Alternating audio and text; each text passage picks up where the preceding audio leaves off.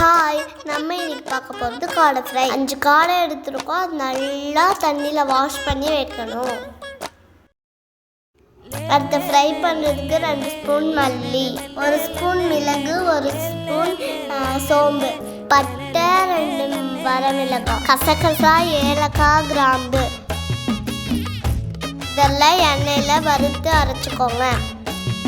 Fry பண்ணுறதுக்கு என்ன things எல்லாம் வேணும்னா 2 பெரிய வெங்காயம், 2 தக்காளி, இஞ்சி பூண்டு. கடாயில் இஞ்சி பூண்டு வதக்கிக்கோங்க.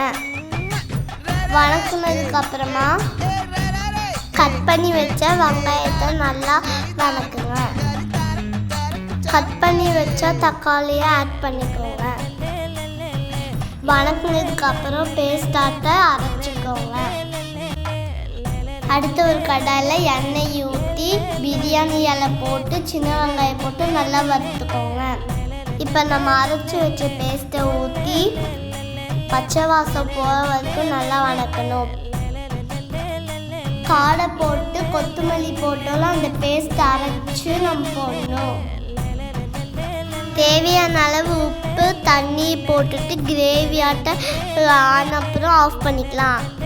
இந்த யம்மியான காடை கிரேவியை நான் சப்பாத்தி கூட வச்சு சாப்பிட்டேன். டேஸ்டியாக இருந்தது.